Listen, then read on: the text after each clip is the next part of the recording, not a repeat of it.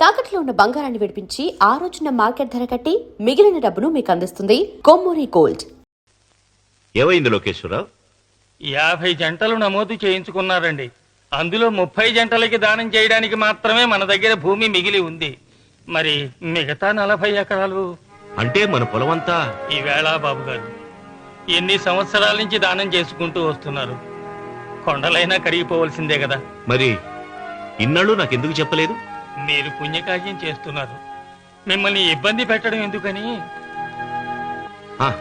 రామన్న పేరుతో 2000 ఎకరాలు ఉండాలిగా, అందులోంచి రాసేవండి. అందులో మిగిలిన 60 ఎకరాలే ఇప్పుడు రాశానండి. ఆయన పేరు మీద గజం భూమి కూడా మిగలలేదు. రేపు శుభకార్యం ఆకూడదయ్యా. నూతన దంపతులు నా ఇంటి దగ్గర నుంచి నిరాశగా తిరిగి వెళ్ళకూడదు.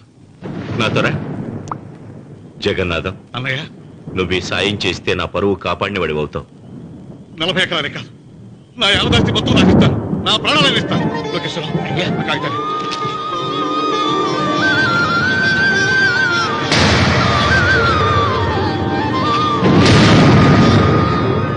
మీ కుటుంబం 10 కాళ్ళ పాటు చల్లగా ఉండాలయ్యా.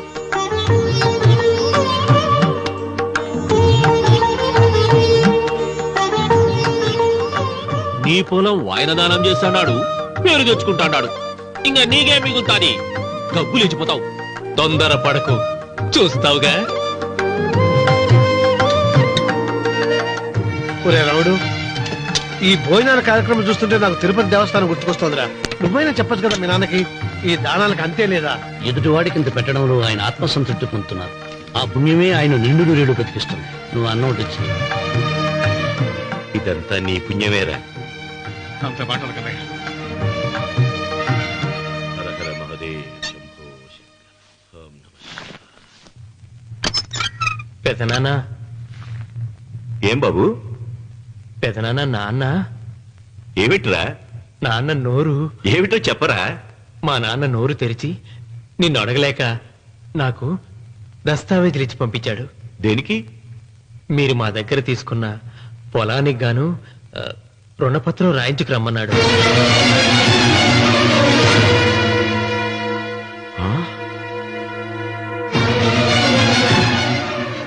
నా తమ్ముడు రుణపత్రం అడిగాడా? అయ్యో, సంతకం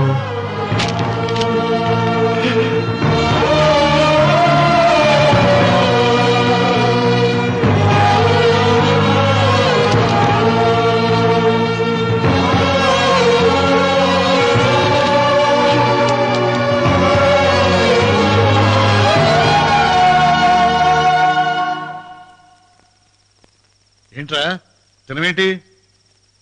ఓహో, అన్నంలో విషం కలిపి చంపుతున్నానని భయపడి చూస్తున్నావా? లేదురే, తిను తిను. ఏంట్రా, నాకేమైంది? నువ్వు అన్నంలో విషం కలిపి నన్ను చంపుతానన్నావు కదా, ఆ పాపం నీకెందుకు అంటగట్టాలి అని నేనే నా అన్నంలో విషం కలుపుకున్నాను నాన్న. పొరపాటుగా పళ్ళాలు మారాయి. నాన్న, ఎలాగో చచ్చిపోతున్నావు కదా, నీకు రహస్యం చెప్పనా? ఇంతకు ముందే మీ అన్నయ్య చేత దొంగ దస్తావేజీల మీద సంతకం పెట్టించుకున్నా. వాళ్ళని వీధిలోకి తీసుకొస్తా. నాన్న, ఈ రేతో నీకు చెప్పాక నేను ఎందుకు బతికిస్తాను? నాన్న, చిన్నప్పుడు నీ గుండెల మీద ఆడుకుంటే తెగ ఆనందపడేవాడు కదా, పోయేటప్పుడు కూడా ఆడుకుంటా ఆనందపడే. చల్ చల్ గుర్రం చలాకి గుర్రం, చల్ చల్ గుర్రం చలాకి గుర్రం, చల్ చల్ గుర్రం చలాకి గుర్రం, చల్ చల్. నాన్న, అయ్యో.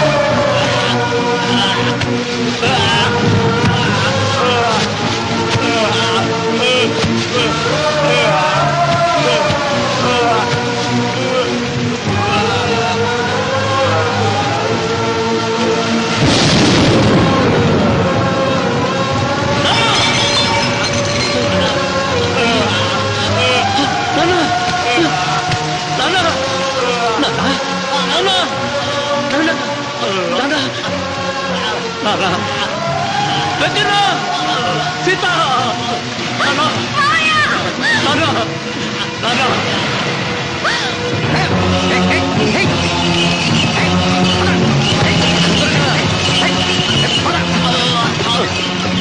తొందరగా పోయినగా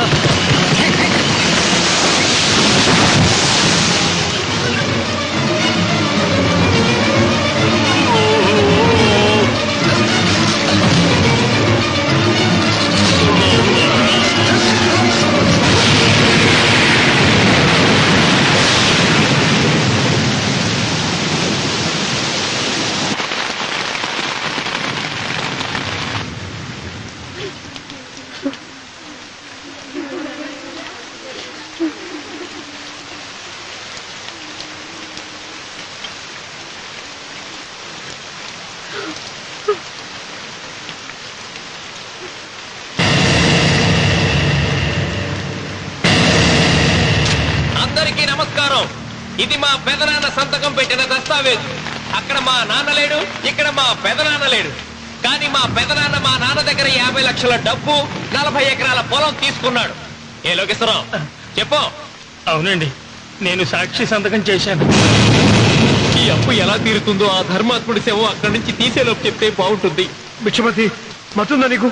ఇదేనా అడిగే సమయం? ఆయన తగలబడిపోతే ఆయనతో పాటు ఈ నిజం తగలబడిపోతుంది. మా అన్నయ్య ఆ ధర్మాత్ముడు రక్తం పంచుకుంటాడు. ఏమయ్యా లోకేశ్వరరావు, మా అన్నయ్యకి మిగిలిన ఆస్తి ఏమిటి? ఈ ఇల్లు తప్ప ఏమీ మిగలలేదండి. సరే, 40 ఎకరాల కింద ఈ ఇల్లు పెట్టుకుంటాను. మిగతా 50 లక్షలు ఎలా ఇస్తావన్నయ్యా? ఏంటో నువ్వు మాట్లాడేది? మా రావుని ఒట్టి చేతులతో నడురోడ్డు మీద నిలబెడతావా? సరే, డబ్బు వద్దు, పొలం వద్దు, ఒక్కటిస్తే చాలు. ఏంటది? అది సీత దగ్గరుంది. అది ఇస్తే 50 లక్షల బాకీ రద్దు చేసుకుంటా. సీతారత్నం పుట్టింటి వాళ్ళు పెట్టిన 7 వారాల నగలున్నాయి. అవన్నీ నాకు ఇచ్చేస్తే నేను సరిపెట్టుకుంటాను.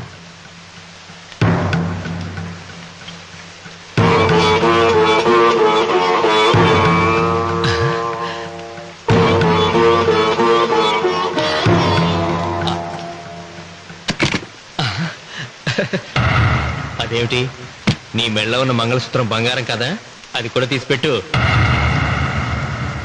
అన్నయ్య తీసేమని చెప్పు. రేయ్, నువ్వు కట్టాల్సిన తాడు మా రావుడు కట్టాలని ఖచ్చితంగా కదా ఈ పని చేస్తున్నావు? తప్పు మాట్లాడుతున్నావు శాస్త్రి. నాకు ఆ తాళి అక్కర్లేదు, ఆ 50 లక్షలు కట్టమను. మీకందరికీ చేతులెత్తి మొక్కుతున్నారు. ఒక ఐదు ఇల్లాల 5వ తరాన్ని కాపాడండి. మీకోసం తన సర్వస్వాన్ని మీకు దానం చేసి కొడుకును ఒట్టి చేతులతో నిలబెట్టారు మా శివరామకృష్ణ గారు. మీరందరూ ఇంటి మూలంగా లాభం పొందిన వారే. ఆ ఇల్లాను మంగళసూత్రం తీయకుండా కాపాడండి. దయచేసి మీకు కొంచెం సహాయం చేయండి. భక్తులు, నీకేమైనా సిగ్గుండదా? కడుపుకు అన్నం తింటాడావా, గడ్డి తింటాడావా? నాన్న ఇచ్చినట్టుది తిరిగి పీక్కుంటావా? ఊరికే ఇచ్చాడా? పుణ్యం కోసం ఇచ్చాడు. సత్యాక తిరిగి ఇవ్వమంటే ఎలాగండి? ఎవడు దానం చేయమన్నాడండి? ఒళ్ళు కొవ్వెక్కి దానం చేశాడు. అన్నం పెట్టి తిన్నది కక్కమంటే ఎలాగండి? సోము తమ్ముడిది సోకేవా అన్నగారు అనుభవించారన్నమాట. ఏమైనా నిలబడి చూస్తాడారు సిగ్గు లేకుండా. ఈయనే ఉంటే మన కునేది అని విక్కుంటారు, మనం వచ్చే పట్టుకొని అడుగు తినాలి. ఏం చూస్తాడే?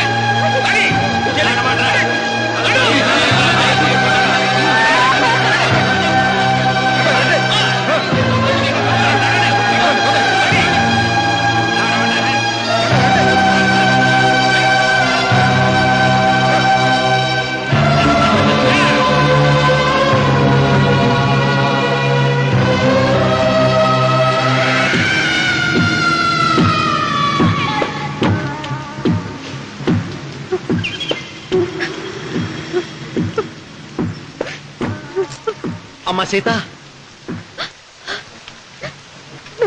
భిక్షపతి, మా వియ్యంకుడు బాకీ ఉన్న 50 లక్షల డబ్బు, 40 ఎకరాల పొలం నీకు నేనిస్తాను, సరేనా?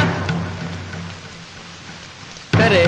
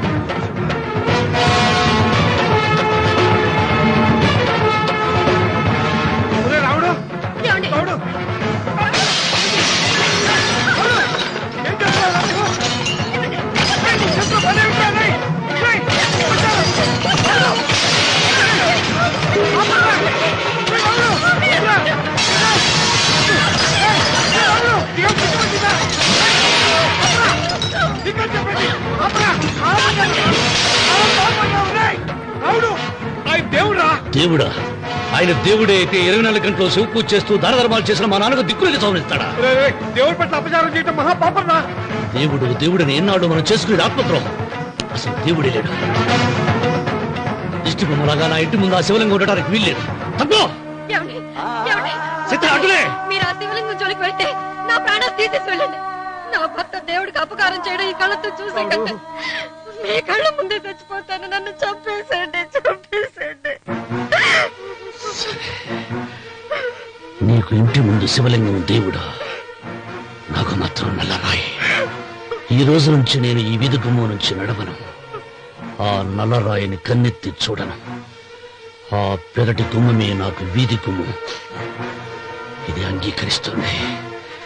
నువ్వు నమ్ముతున్న దిష్టి బొమ్మ కోసం కాదు, నీ కోసం. లక్ష్మి వచ్చింది. ఇంకా సీతారాముడు. భిక్షపతి గారు తీసుకున్నది 40 ఎకరాలని, మిగతాదంతా కుట్ర అని, ఆ కుట్రలో నాకు భాగస్వామ్యం ఉందని రామన్న గారికి తెలిస్తే నన్ను చంపేస్తారండి. డబ్బు చూసేసరికి ఆశ పుట్టిందా? ఇదిగో ఈ సంగతి ఎవరికైనా చెప్పావో కోసేస్తా. ఒరే భిక్షపతి, నువ్వు నాశనం అయిపోతావురా, నాశనం అయిపోతావు.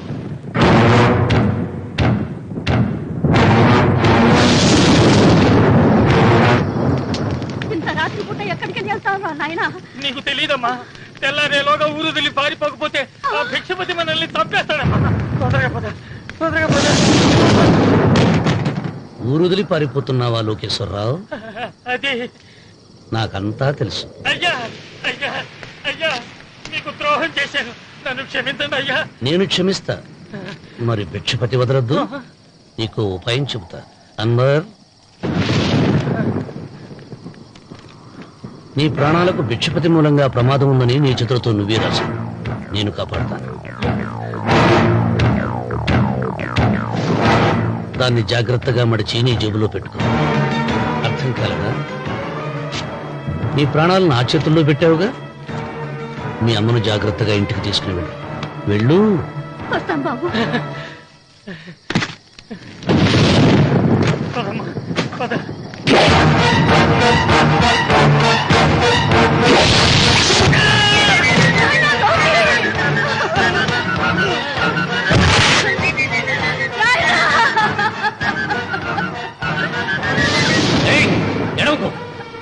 ఎడవకో. కన్నీళ్లు పెట్టేంత గొప్ప చరిత్ర కలిగిన వాడు కాదే నీ కొడుకు. అన్నం పెట్టిన మా నాన్న చావు కారణమైన వాడు. నీ కొడుకును భిక్షపతి చంపాడని పోలీసులకు చెప్పాలి. అప్పుడే బ్రతికినంత కాలం నీకు నీ మనవరాలకి ప్రాణభిక్ష పెడతా. లేకపోతే అన్వర్, అయ్యా, వీడి శవాన్ని తీసుకెళ్లి భిక్షపతి ఇంటి ముందు పడే.